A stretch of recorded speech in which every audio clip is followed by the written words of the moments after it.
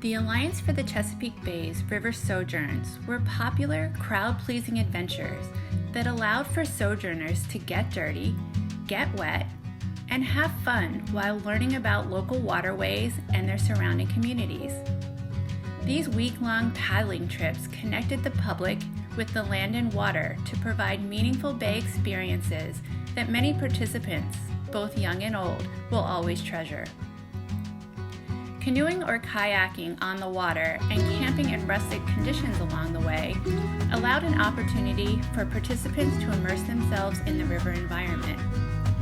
Many local groups partnered with the Alliance in planning these sojourns, from daily logistics such as food and transportation, to full group activities such as site tours, music and dancing, to help to provide sojourners a memorable experience. Participating in hands-on learning, assisting with demonstration restoration projects, touring local sites, and hearing from local community members all help to develop a deeper connection with the natural world and those we share it with.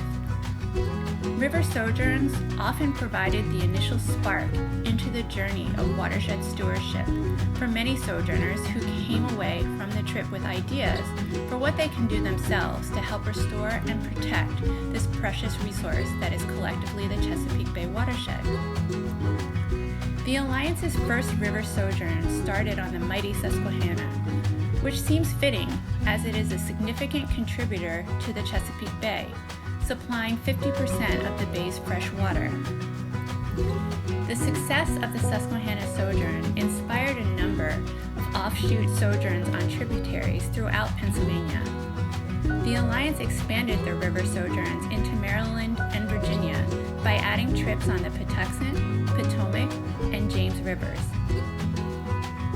Each sojourner came away from their trip with stories to tell, and depending on who you ask, you'll get a different account about what their favorite experience was.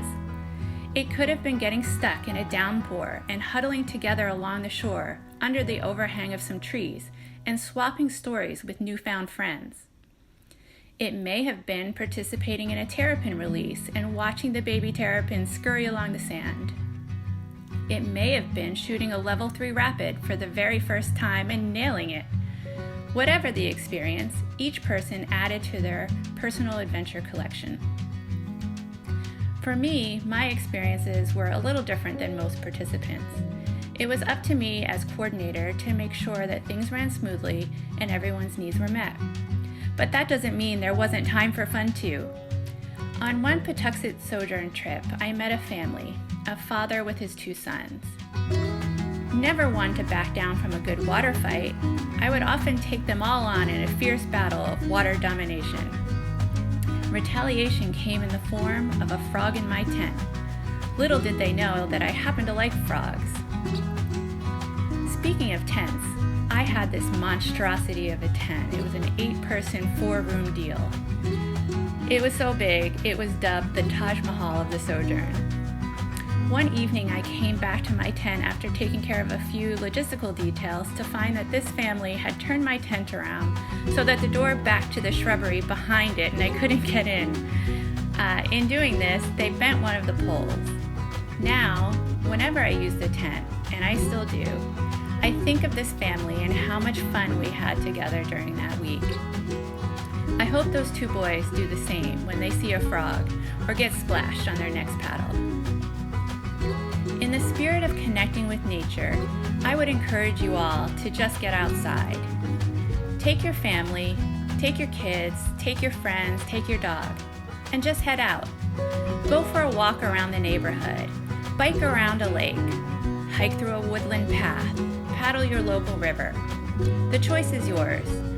While you're out, watch the flight of the birds through the trees. The dragonflies zoom, the minnows dart. The options are endless, but whatever you choose, make it an adventure and create some memories.